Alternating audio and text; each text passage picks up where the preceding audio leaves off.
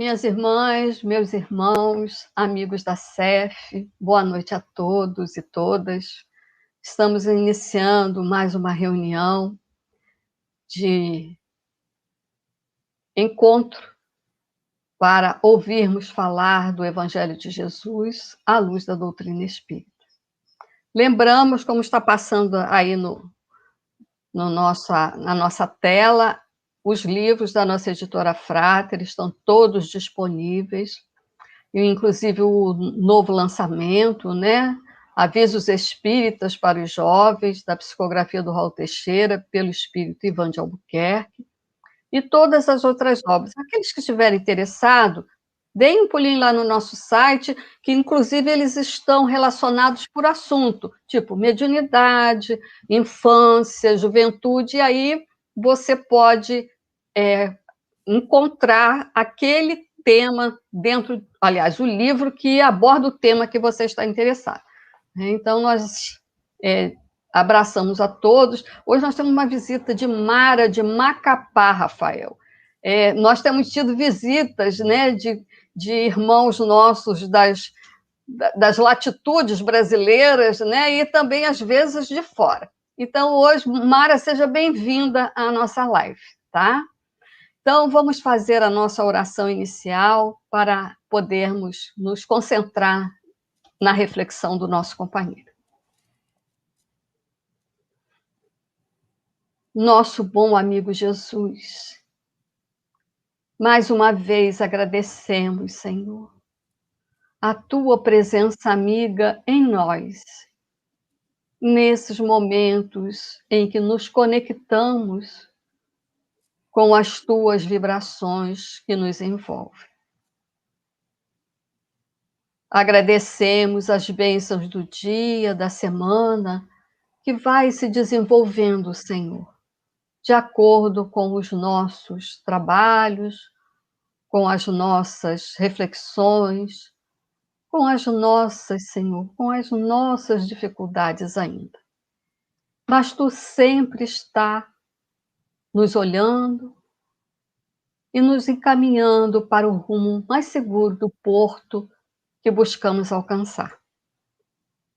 E isso acontece através dos amigos espirituais de cada um de nós e aqueles da nossa CEF que nos inspiram, nos orientam, nos incentivam.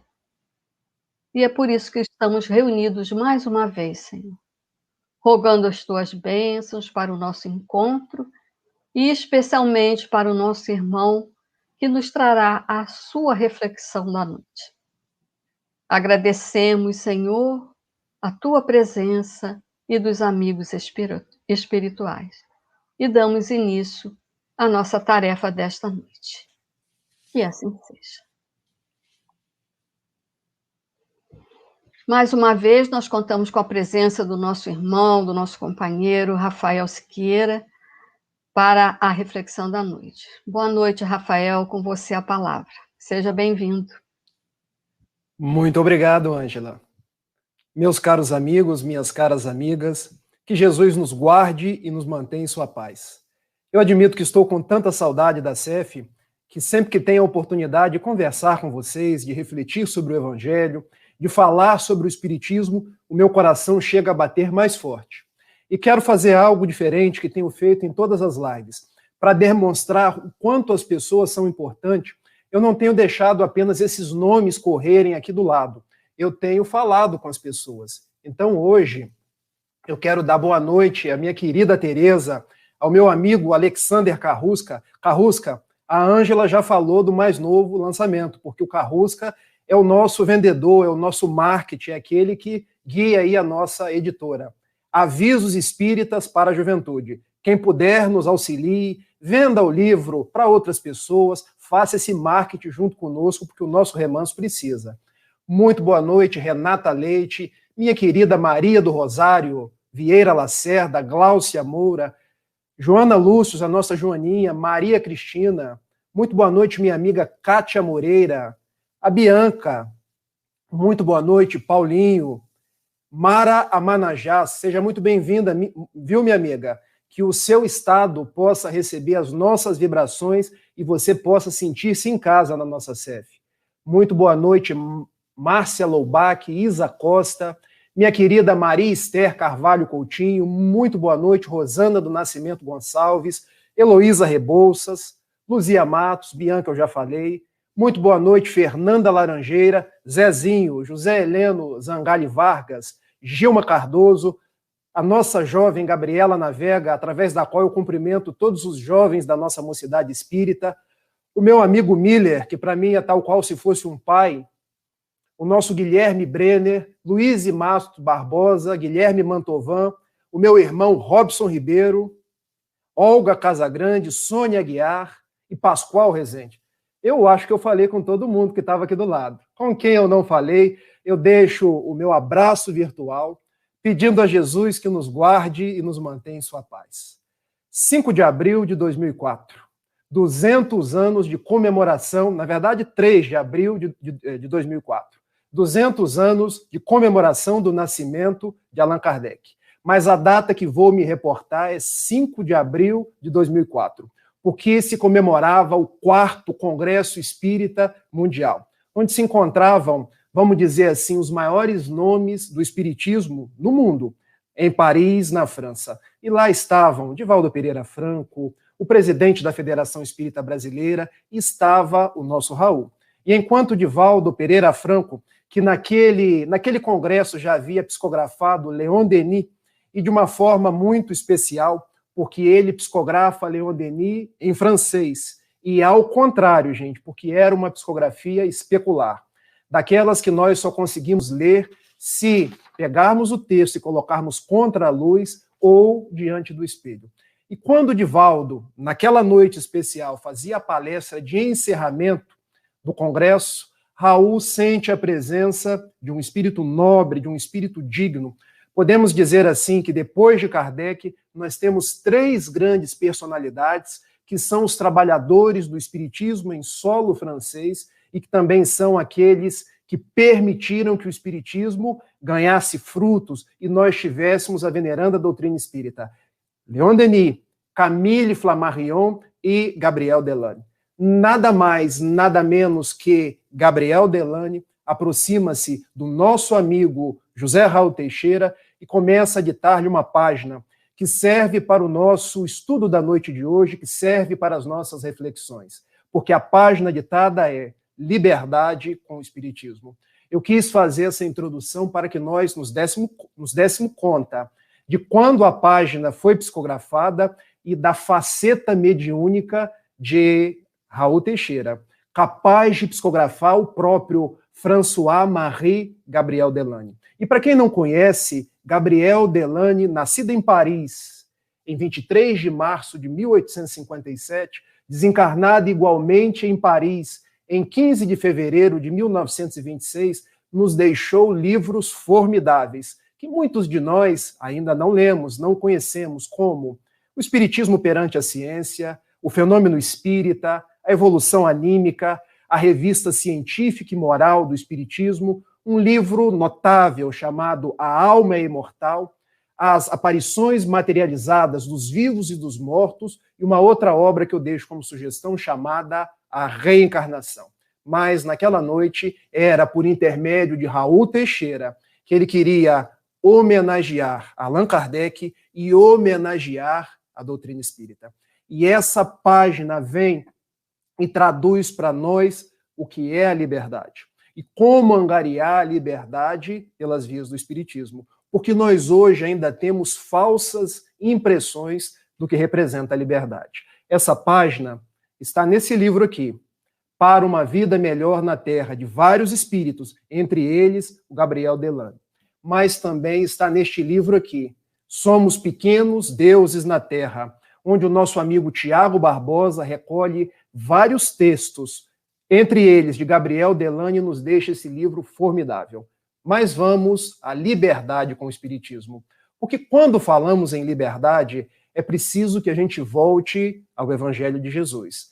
Porque em João, capítulo 8, versículo 32, nós temos um verdadeiro norte do que representa a liberdade na nossa vida. E é uma frase que talvez seja muito propalada nos dias atuais, quando Jesus nos diz assim: e conheceis a verdade, e a verdade vos libertará.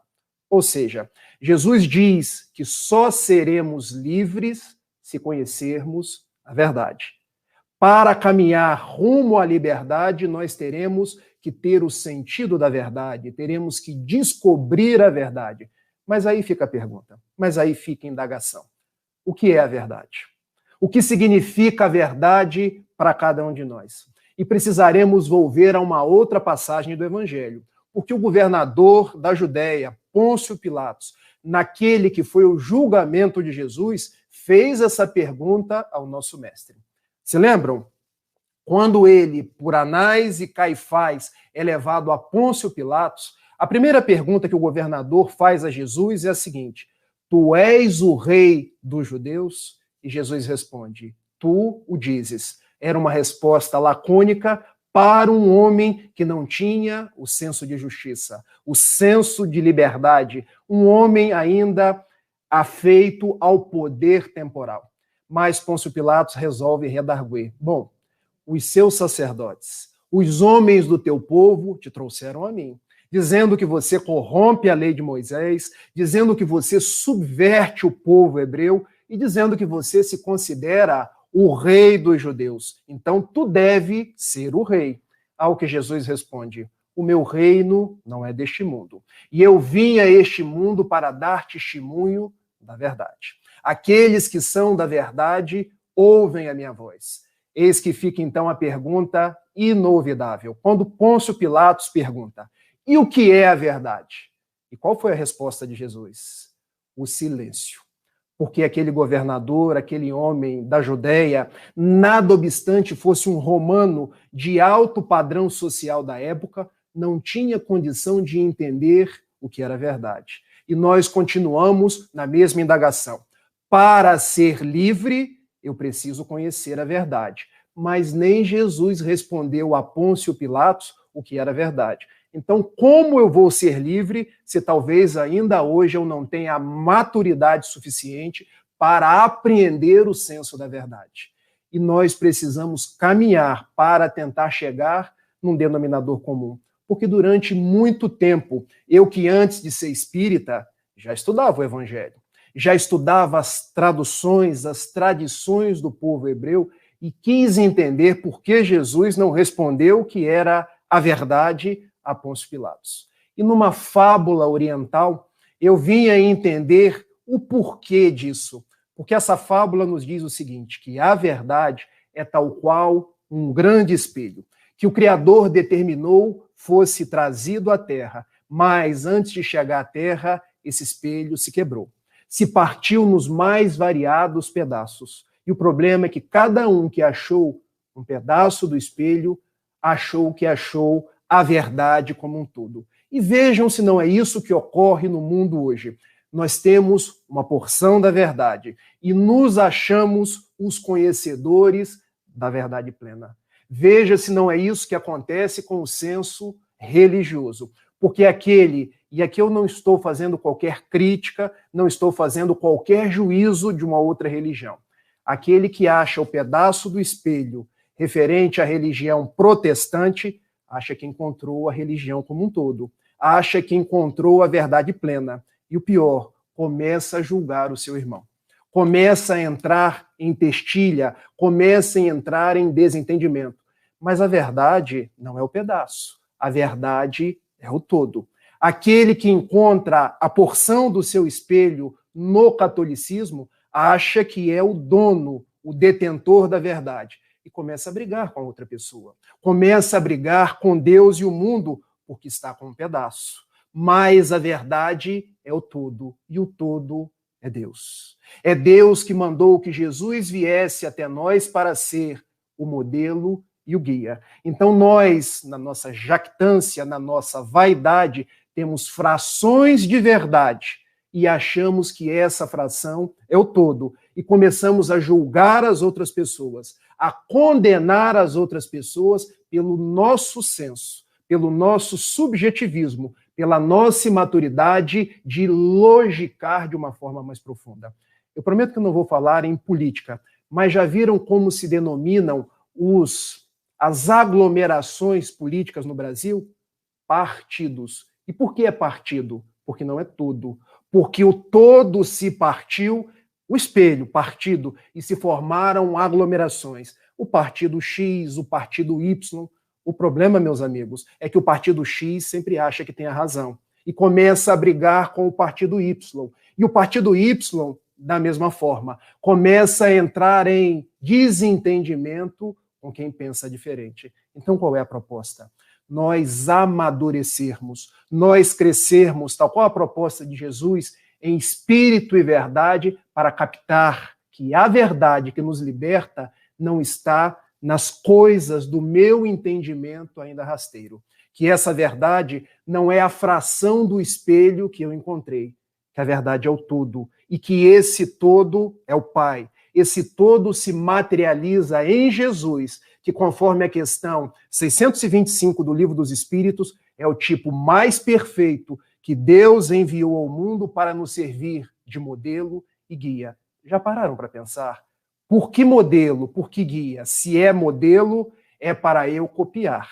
Se é guia, é para eu seguir. O grande problema é que eu começo a seguir homens no mundo, adotar modelos temporários, achando que as verdades está no humano, está no transitório, quando a verdade é celeste. Por isso Jesus respondeu a Pôncio Pilatos: meu reino não é deste mundo. Porque quem escutava a Anás, a Caifás, ao próprio Pôncio Pilatos, achava que era detentor da verdade. Levaram Jesus a uma cruz de madeira infamante, porque era a verdade que os homens aprendiam na época. Mas Jesus respondeu a Pôncio Pilatos: quem ouve a minha voz, esse sabe da verdade. Mas quando Pôncio Pilatos, que não conseguia entender aquilo, perguntou, talvez de uma forma irônica, o que é a verdade, ele pensou: esse aí ainda não tem maturidade para compreender. Então, qual é o convite de Gabriel Delany para cada um de nós? É nós vincularmos liberdade à verdade.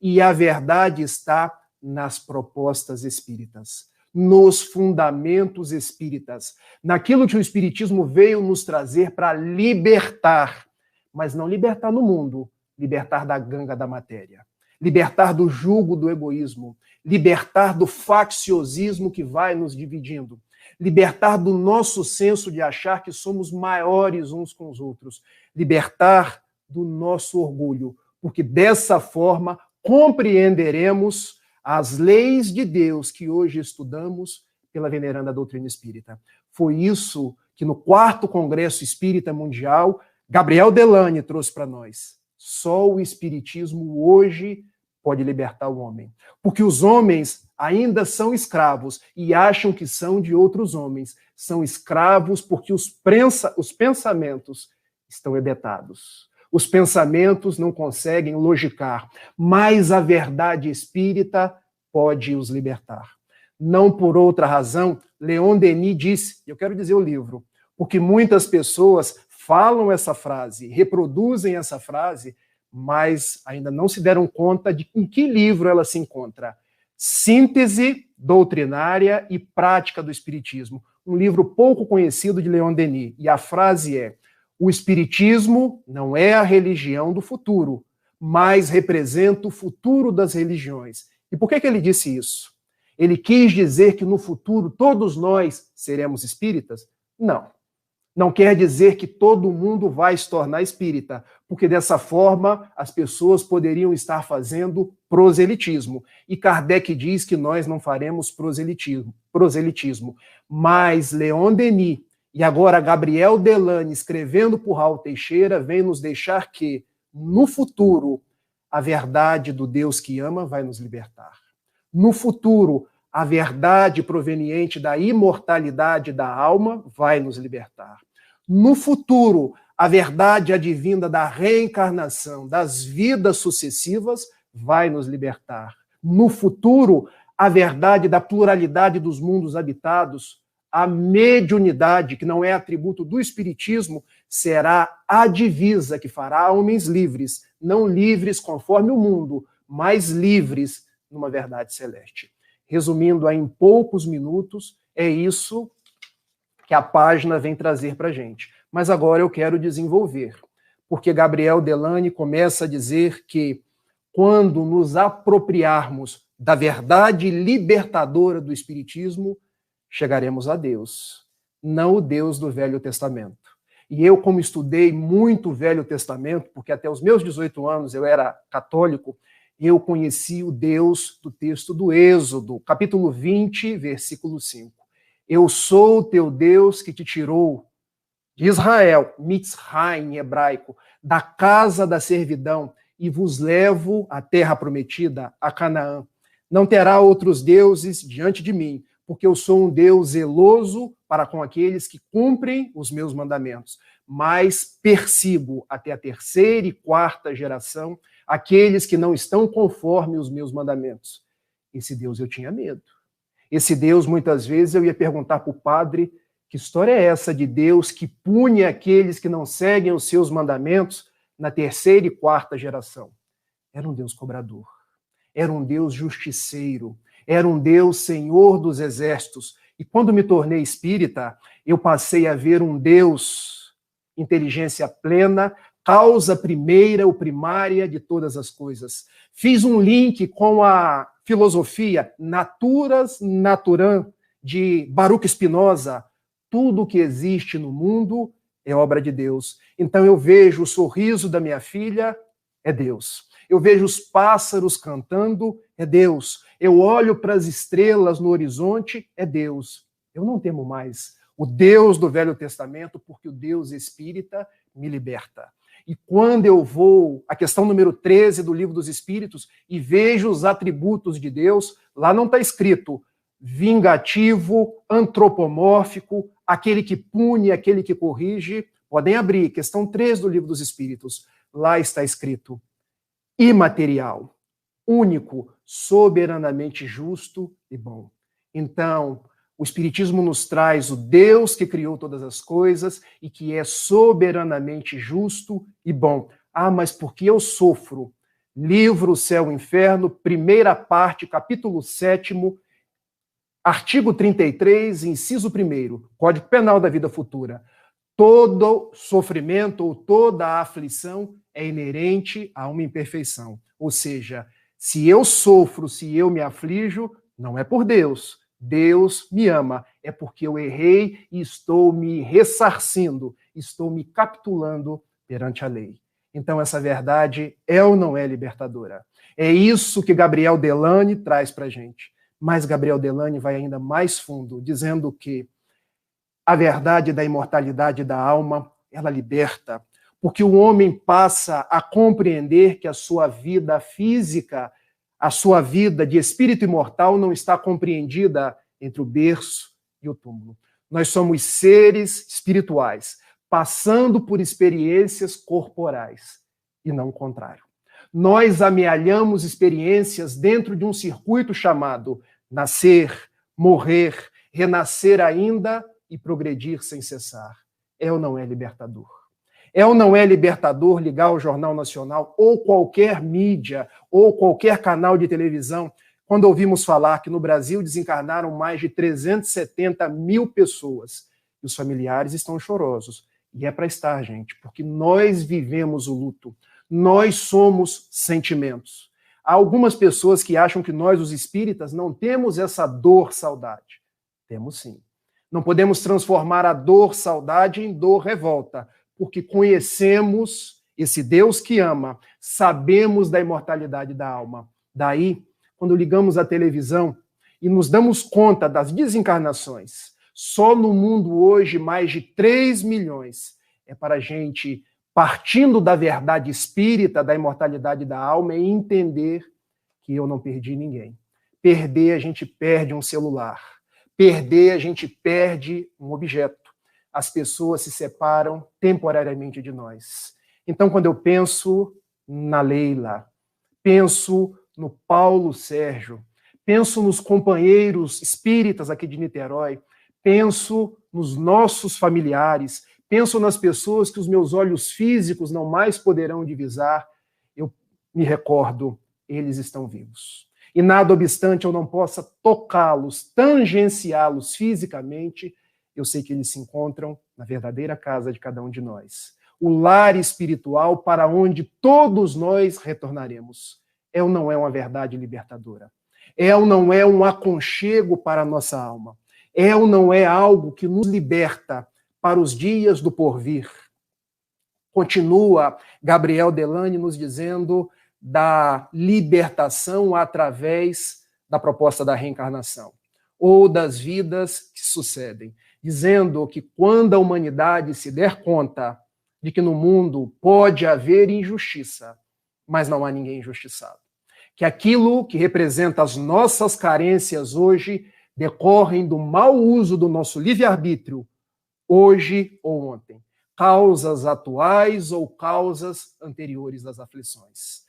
Nós colhemos as semeaduras que nós mesmos plantamos. Então, quando vemos a dor, quando vemos a dificuldade, quando vemos o choro no olho de uma pessoa amiga, é porque existe ali uma causa.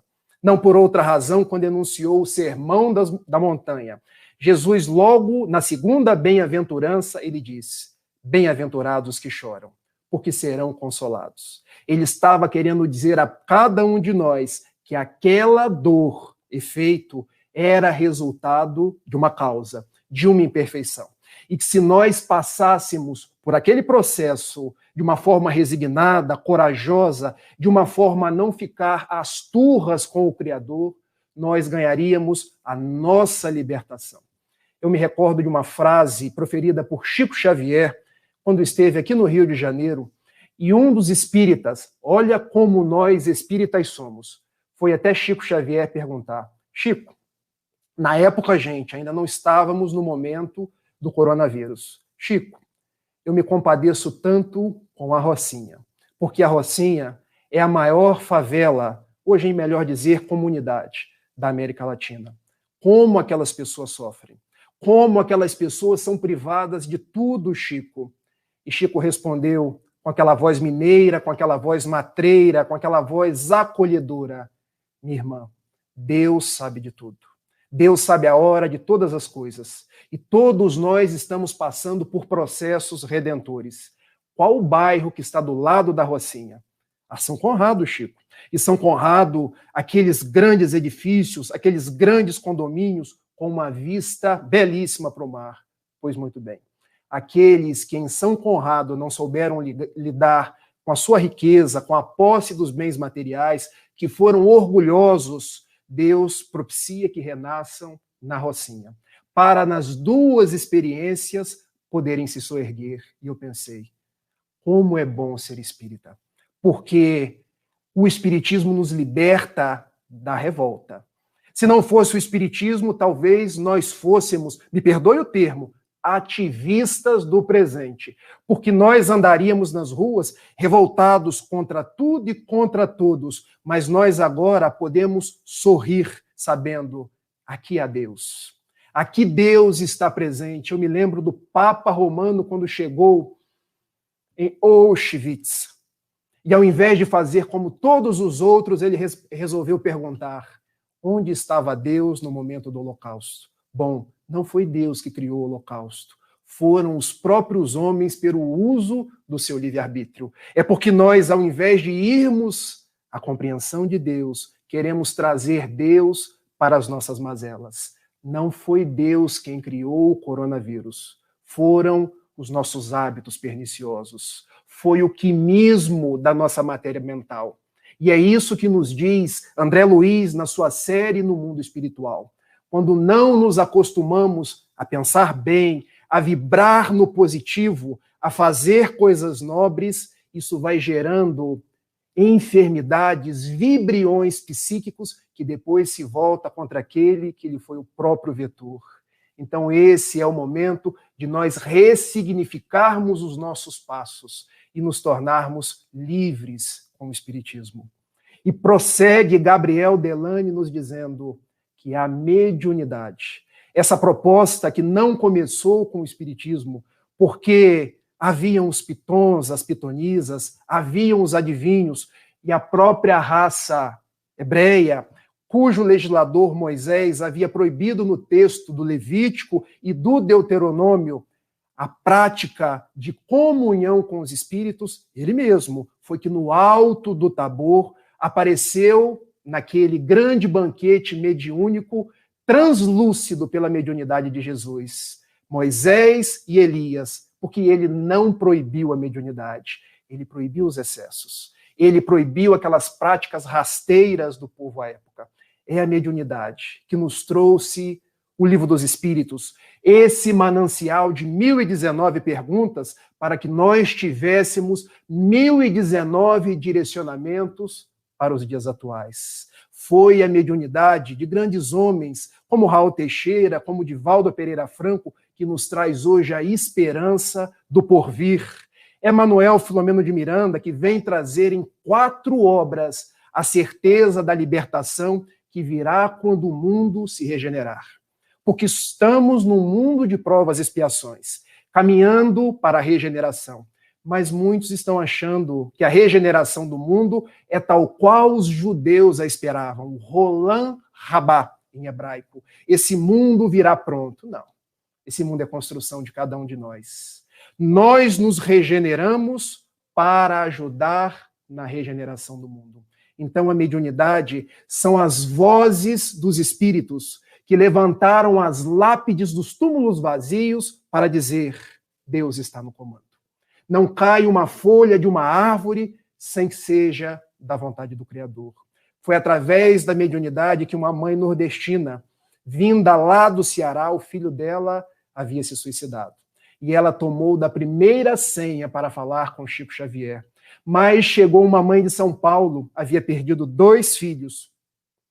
E a mãe de São Paulo foi nas 30 pessoas que estavam na fila, querendo que a senha fosse vendida. A primeira pensou: puxa, o meu filho se suicidou. Ela teve 2 filhos que morreram no acidente automobilístico.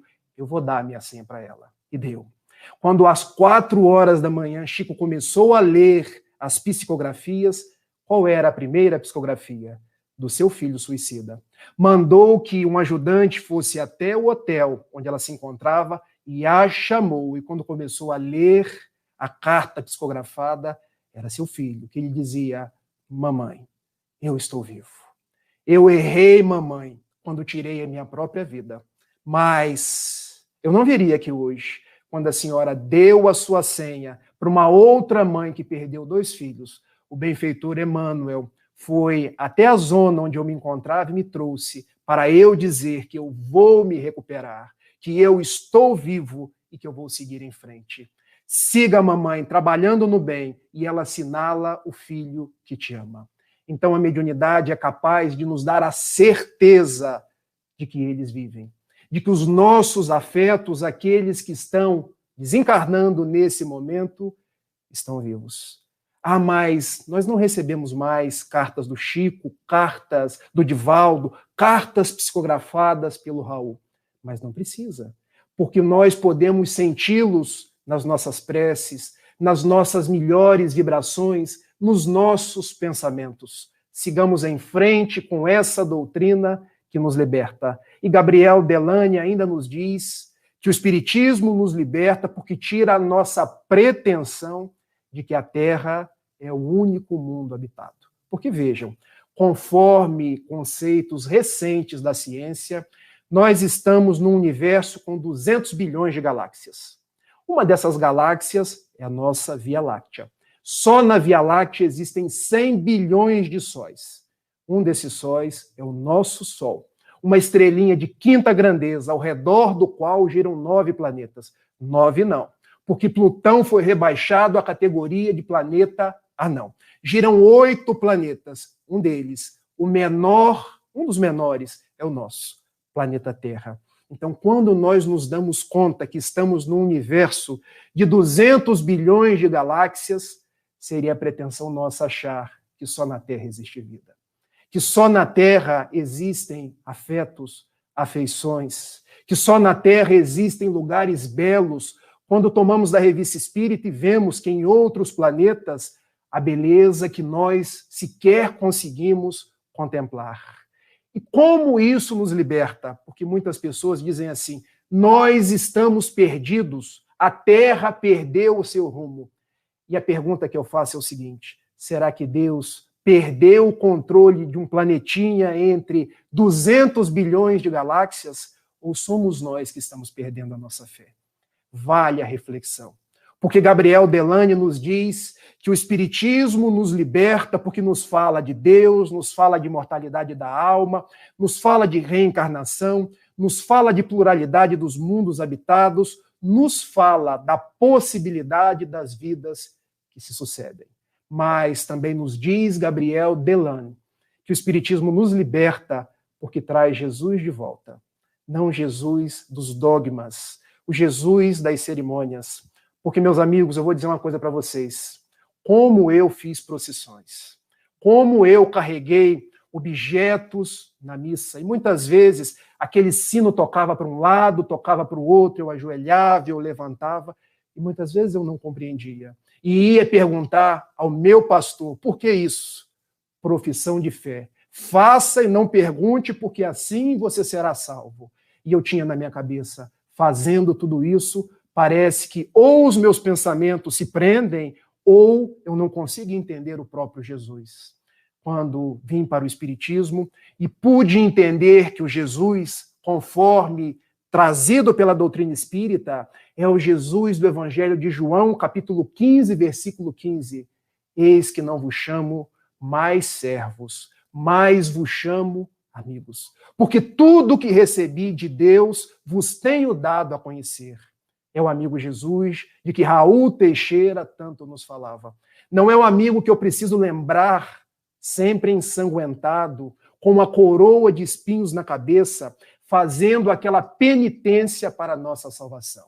Porque Jesus, eu me lembro do sermão das bem-aventuranças. Eu me lembro da proposta do amor, do perdão.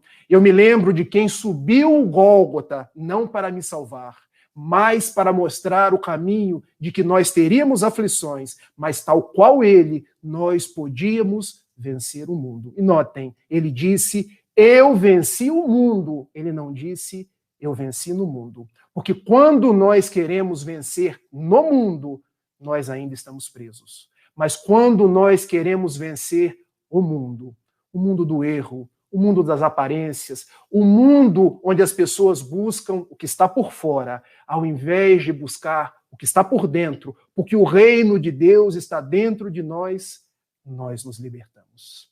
Daí, liberdade está adstrito à verdade. E conhecereis a verdade vos libertará.